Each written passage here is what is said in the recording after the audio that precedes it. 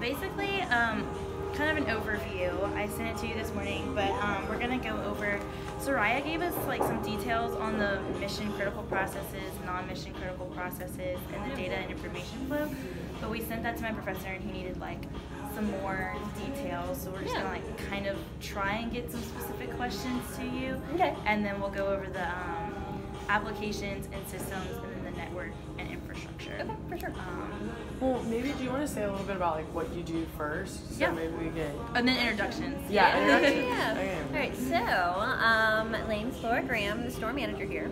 I've been at this store for 7 years. I've been with the company wow. for 10 altogether. So yeah, on a day-to-day basis, there's not like ever like a typical anything, which is fun, and it means my job's something different every day. Sometimes it's opening the store, sometimes it's closing, sometimes it's hiring, training, any inventory, any IT issues. Like it could really just encompass every aspect of the store. Wow. And that's one thing with Anthropologie, that there's a lot of like freedom to do a bunch of things. Mm-hmm. So where like we can tweak things for what we need from our store. I work for other companies that it's very black and white. This is the system. This is how you do it. And here we can really make sure that we're entrepreneurs in it, which are really nice. But it does open a lot of gray areas too. Who does what and everything. Mm-hmm. So it's a lot of fun. But and it really is unique from any other company that I've worked for, to make sure that we're really running it like entrepreneurs, like it is our own business.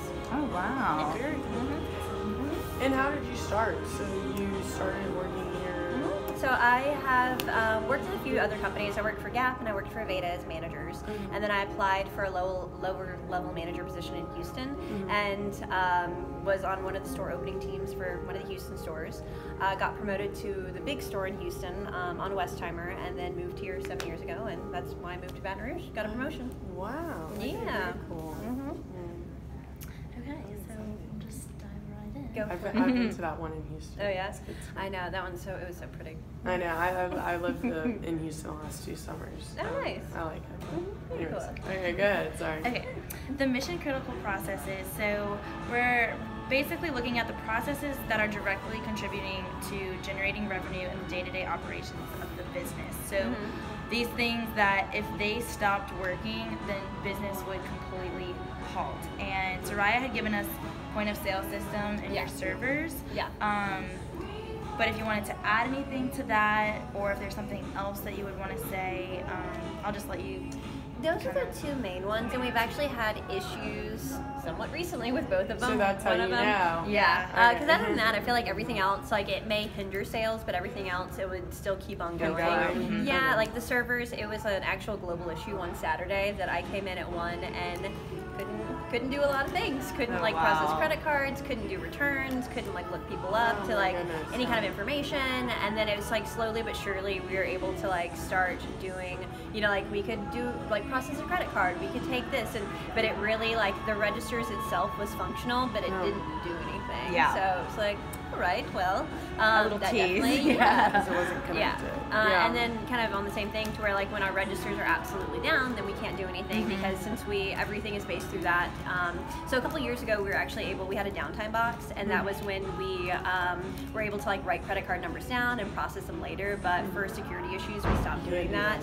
Yeah, you can't write anybody's credit card information down to make sure that it doesn't get into the wrong hands, and so really without our register we cannot do a thing as far as sales wise. Yeah. Okay. Wow. Yeah. And what POS system is it? Do you know the name? I don't know the name of it. I might be able to look in the register field guide to see if there's something in it, but Okay. I know it's the same one that like Gap Inc. uses, we use it. Okay. I don't know if anybody else uses it, but it's pretty like normal one for retail. Okay. Maybe we can just look that up. I'm just curious. Yeah, that's what I was thinking. Are there, speaking of the point of sale system, are there any features that you find that are very helpful or that stand out specifically about that system? I feel like it's gotten to be really user friendly from like, I don't think it's like one specific thing, but it has like just so much information from pictures and inventory lookup. I feel like you can do so much on that you don't really need any other tools, because like with our system, it's kind of like two computers, to where one side of it is, you know, where you ring people up, the other one is like our intranet, and you actually That's access. where you're storing the data. Yeah, with that, and it has like all of our like our websites, and so like the just for internally internal staff, that we have any kind of like promotions or what's going on or planning stuff, and so you can really see everything on that, and you don't really have to go anywhere else for it. And but that's I can on do the that. POS system? Yeah, it's on the registers right up there. So it's all like, it's like kind of two different computers, which is really helpful to make sure if I need like some quick information, I can just go right there and find it. Yeah. And is the intranet mostly just information for the employees? Like it's not, or is that just how y'all use it? So it's really, mainly it's for like our visual team and for our managers. There is some stuff that's helpful for like, helpful for associates, but mainly that's for us, like me, to lead a class on something. And so it's like, hey, here's some help and additional training on how to sell. Here's some additional training on how to do this process. It's not something that I would be comfortable with, like, hey, here's this thing, read it, and now you're done with it. So it's really just kind of like a form to help me lead a conversation. An outline. Yeah. For you, basically. Yeah. Okay. Cool. Do you have any other questions on point of sale or the servers or anything? No, I guess not at this moment. Okay. I guess once we move into this next section. Move into the non-mission critical processes, which is the next section. And so these processes are secondary to the mission critical that contribute to the business's long-term success. And we had down an order away system. We had the restock application process, as well as the online return system. So your thoughts, your take on these non-mission critical processes, if you want to elaborate on those that I just listed, or if there's any other ones. Yeah, well, I think the most important out of those three are definitely Restock. We have an app that it goes through, we have to log in, and it tells us everything that we've sold for that day. It'll have a picture, and it'll have a description, and you can click on the picture and make it bigger so you can really see it. That way, our stock room is set up. So everything in the store has like a SKU number on it. So like this right here. It is a top, but we have lots of different types of tops. Yeah. And so this top number right here, it tells me what kind of top it is, and where it's really organized in the stock room, so I know exactly where this would be, so I'm not having to look all throughout the stock room. I'm looking at very one specific spot to where I'm like, okay, this is a blouse, I know where this is going to be. So we have like 4 different types, actually I probably have 6 different types of tops. And so the Restock app kind of like goes down and it breaks through everything from like, this is where it should be, this is where, you know, what it is, this is where it's classed. It also, we base a lot of reporting on that as well. So we have different reports.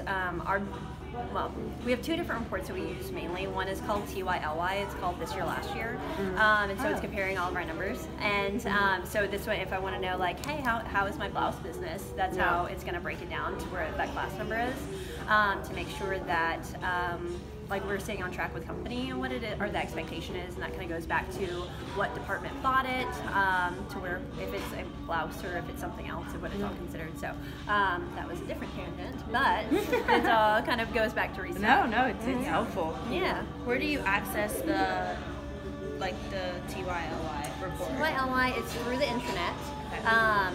There's a, I think it's called a few different things. It's called Oracle. It's also called EDW, and so it's all through like that kind of like a website that has a bunch of different things. Yeah. Yeah, and I mean, as soon as we're done talking about these mission critical ones, it's really talking about like the information and the flow of data. So that's basically exactly what you're just saying. You know, you're taking this Restock app, and I'm assuming it works with the POS system. Yeah. Because you're able to then find out what you sold, how many you sold, and then you take that information to restock it. Yep. And all that information is being put from the POS system. Is it being put into the Restock app, or do you know if it's going straight to Oracle? And then It's you're going pulling straight it from to- Oracle when you use the Restock app. It's going straight to the Restock app. So the Okay. Restock app, it updates automatically. So as soon as we Okay. sell something, within like a minute, it'll update to the Update. Restock app. Okay. Now Oracle, the most accurate information we're going to get the next day. Okay. So there is one report that we can read like in the moment, but it's not always 100% accurate. It does give us a lot of information from volume to like customer counts to like our average transaction. It gives us all that information, but it's just not 100% accurate based with like returns and online sales and all that kind of stuff. So the next day is when we really get all the accurate information. And I'm assuming you're pulling the information from Oracle for the this year, last year kind of information. And are you using it strictly just for comparing, you know, this year and last year? I mean, I'm sure you're using it for all sorts of things. That's on the the only larger scale, one that we really like use is this last year, because that's how the company is, like the company standard, to make sure that we're doing better than last year. Yeah. And I know sometimes it's a little bit more difficult just based on like what's going on. Like I know like football schedule is a really big impact for this store especially, but it's a good kind of like across the board being like, all right, so everybody, we're going to compare to last year, or even if our inventory levels are down, we're like, all right, so if we're down, then everybody's going to be down. So it's just like a really good way to make sure we're all on the same like playing field for it. And like you personally, I mean, I know you said you worked in Houston and you worked here now. Like an example for game day, or an example of being in Louisiana, having LSU fans, like obviously that's probably something that you're thinking about when you're restocking. Yeah. Does the Restock app, or does any app, or even maybe the intranet, I'm not really sure how they do it, specifically give you information on maybe certain things that'll be, you know, sell faster here, or should be put out on regional or anything? Yeah, like not for us. That's what I kind of tell them. Okay. And so just personal decisions based off of yeah, and that's why like we'll so we, you know, we'll set a concept, and there's a company director to be like, hey, this is what this front of store is going to look like.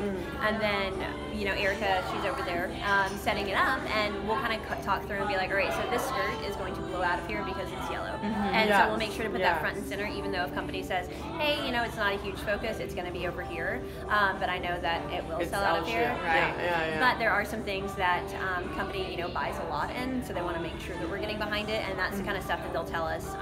Usually on a monthly level, they're like, hey, here are the big buys, here are the things that you were really getting behind.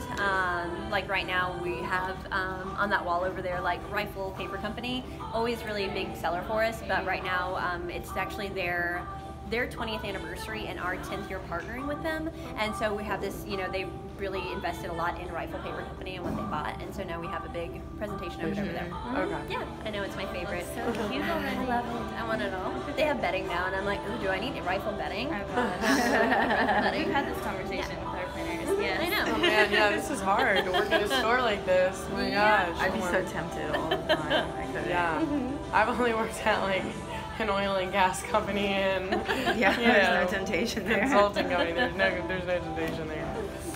It's funny. Okay, let's move on to the next section, which is the data and information architecture. So I feel like we've kind of touched on it a little bit.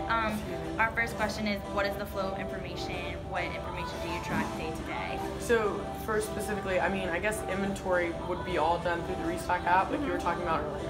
Okay. We do a big inventory every year to make sure that we're on track. Okay. So in June of every year, there's like a week of setup and prep, but there's one day that we come in really early one day at like 4 o'clock in the morning. Wow.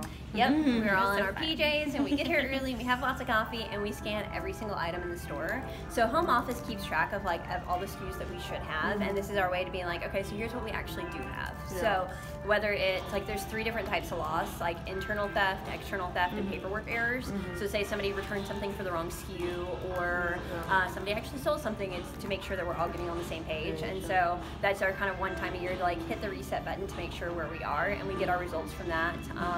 And the shrink it doesn't matter if it's positive or negative, it's a difference, and so that's called shrink. And so we each year we kind of get our shrink results and figure out like where our area of opportunity would be, as far as like how are we losing money. Yeah.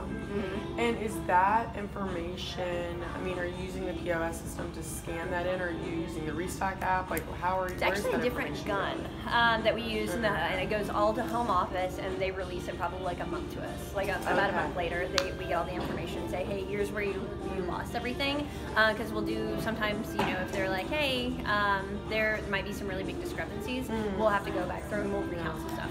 And when you say home office, do you mean, is there like one database of information for all the home office, I'm assuming you mean like headquarters kind of? Yeah. So our home office, it actually probably is. They don't really talk about like how they decipher all the information, but there's a bunch of different like I know our loss prevention team, they're going to have access to this. Our inventory control analysis is going to have access to it. So like, yes, there is like one, but I'm not sure if it's like necessarily like one department or like how they all kind of do that, because I guess it's something that we all need.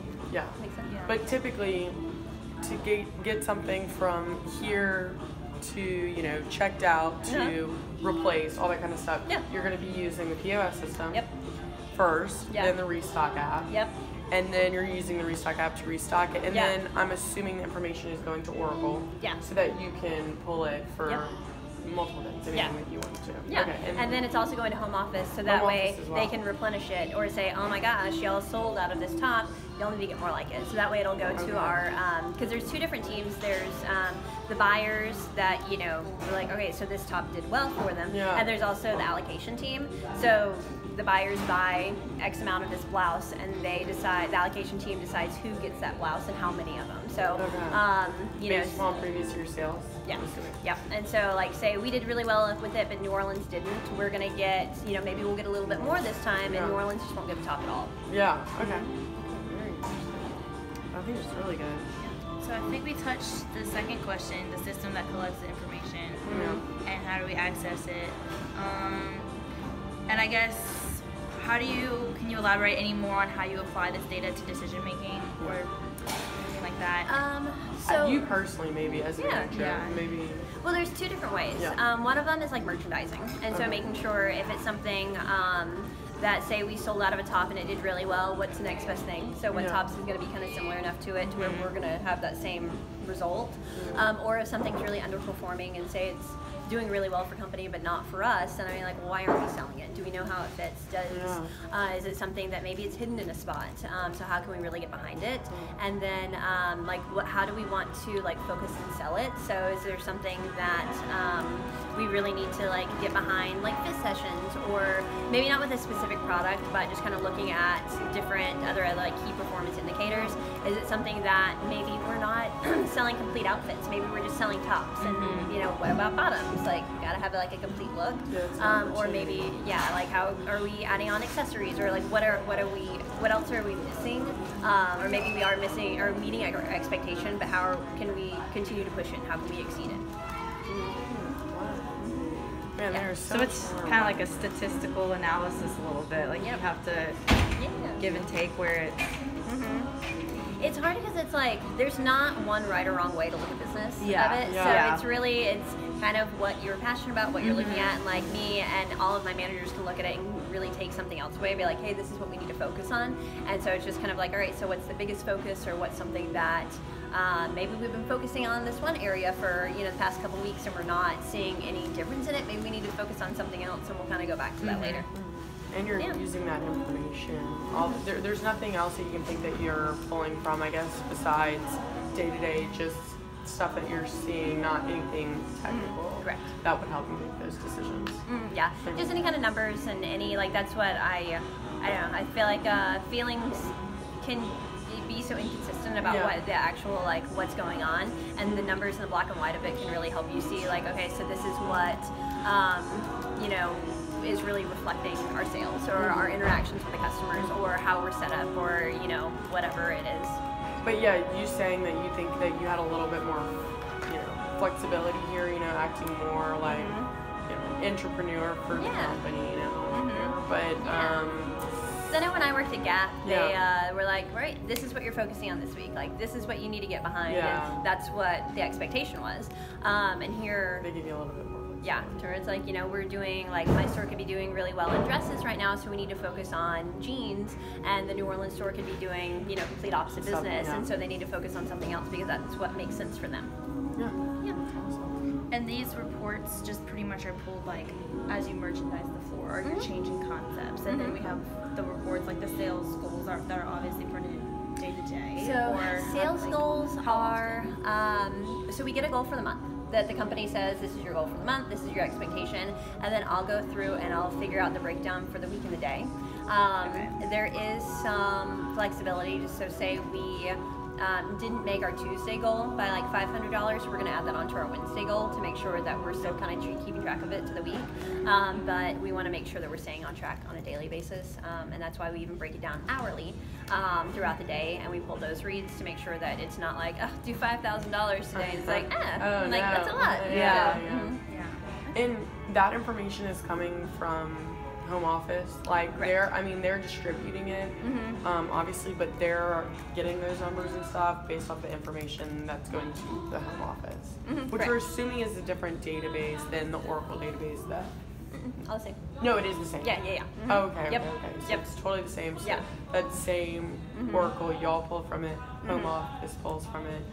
Loss inventory, everyone is pulling from it. Yep. Okay. Yep. That's what typically it would be like, but when you said it, the difference, I was a little confused. Gotcha. Yeah. Makes sense. Awesome. I guess the other system that we haven't touched on is like timekeeping, and that is, what system is that? How is it used? Information. That is called Kronos. Okay. And so, That's Kronos. about all I know is the name. Yeah. So Kronos is a different system that we use, and we make sure that since our payroll is based on our sales, and so yes, we get this goal at the beginning of the month, and then based on that, they're saying, okay, so for you to be able to hit this financial goal, you need X amount of payroll hours to be able to support that, to be able to work on the floor, to pull restock, to do everything. And if we exceed our goal, then we earn more payroll. If we don't exceed our goal, then we lose payroll. So this is our way to make sure it's daily, kind of like commission. Not exactly, but yeah. It's performance based. Correct. Okay. Yeah. So especially I think it's like kind of the idea is for every $1,000 that we're either above or under our goal, then we earn like an hour of payroll. Oh, wow. Yeah, and so that way, because in theory, if we're doing so much business that we're making more money, then we need more support on the floor.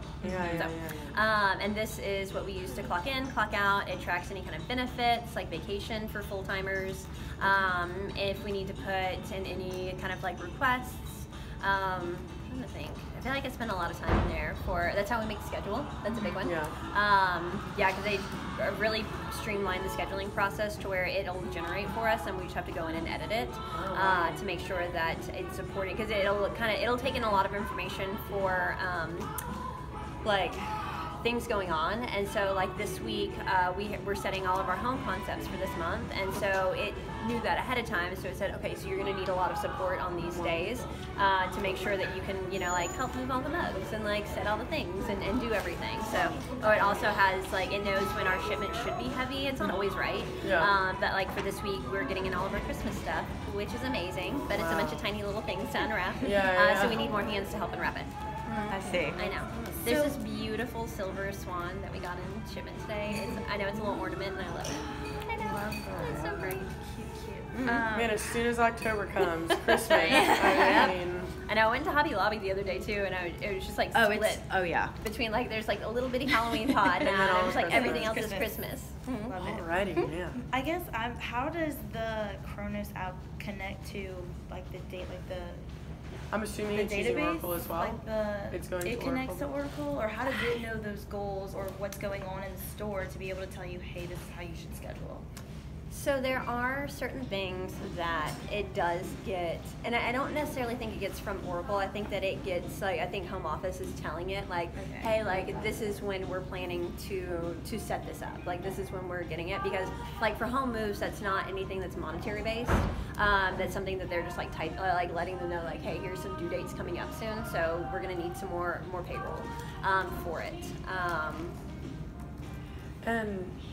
But I know home office knows who's working, how many hours, how many people are working, all that. Like that information, they have to have that, correct? Are they getting that from them? But there's so many stores. There's over 200 stores. They're not going to know, like, on a store-to-store basis like how it is. I know in our district alone we have 9 stores, and like our district manager, she's not going to know like who, when, and how. You know, everything's going to happen. But she's going to know at the end of the day how much am I paying my employees for the month. Oh, really? No, that's something that we've kind of gotten away from. We've mainly base it just more on hours, not really on rate of pay. Okay. About like what each store like spends. I think like at the regional level they'll talk about that more, and about like I think it's like a P&L report, and they'll talk about different reports in that. But that's not as much of, I don't want to say concern, but it's not as much of a priority that we were talking about how much we're spending on payroll here. We're just talking more about it on hours. Okay, but I'm just saying that information, how did they get that information directly from, like, I mean, I know you said it wasn't as much as a priority, but they still, if they wanted to know that information, or they, you know, at any point in time they could be pulling this information. Are they pulling it directly from Kronos, or? There's not there's not a report that I have access to that'll tell me how much people are getting paid. Okay, yeah. But I'm saying like home office. I would assume so, but I'm not. So we just all the information for timekeeping, everything is going into Kronos. Correct. But we just don't know exactly where it goes from there. Correct. Yeah, because there are certain reports that I have, and there are certain pertinent reports that my district manager have, and I'm assuming that home office would have like more. Yeah. Okay, no. Like I said, just wondering. Yeah, for sure. I'm very impressed. I never would in a million years would have thought this much would have gone into like this sweater. Oh yeah. Yeah, it's probably crazy. Wow. I mean. And then the last one on that section was the Anthro Perks program. Yeah. So I guess how does that keep track of the information, or is that all in the intranet too? Is that part of that system? So that's on a direct basis. It's not something that really affects me and affects my day to day, but it does go to like the allocation team, and it'll go to the buyers to see what our customer is buying, how quickly we're selling through it, how many times we have like repeat customers, what else? Like just especially like current trends, and even because I worked at both stores in Houston, they weren't far apart. They're only like a couple miles apart. They had such a different clientele that really helped to see, because the one on Westheimer, it's going to be a lot more fashion forward. They're going to want a lot more of the designers. They're going to want a lot more. They're going to be a little bit more daring about what and how they're styling. And the other store it wasn't in the suburbs, but it was a little bit more in the suburbs. Yeah. And so it's going to be a little bit more conservative. She's going to want, classic cuts and stuff. And so that's how they're looking at that, to say like, okay, so our core customer who's in here, 3 times a month buying X amount of stuff, this is what she wants and this is what she's looking for. And sometimes, we'll be like, this is not what she wants. This is not, a good fit for it, or, and like, this is how she's buying stuff and this is what she's buying together. And so they're looking at all of that to really see our customer trends. Yeah. Understanding the spending habits. Yeah. That's cool. Okay, the next section. And that information is all coming through the Perks app? So you're putting that in through the POS system? Yeah. So it's just like it just keeps track of their purchases, and so home office gets all of that information, and they kind of like use it to their benefit, on how we can impact us later on. Okay. And are we? I'm sorry, I feel like I'm beating a dead horse. No, but are we assuming that's going to Oracle, or are we assuming? I'm assuming it's going through Oracle. Yeah. Okay. Yeah. Okay. That info, the customer info, is going to Oracle as well. Okay. Through the POS system, through the Perks.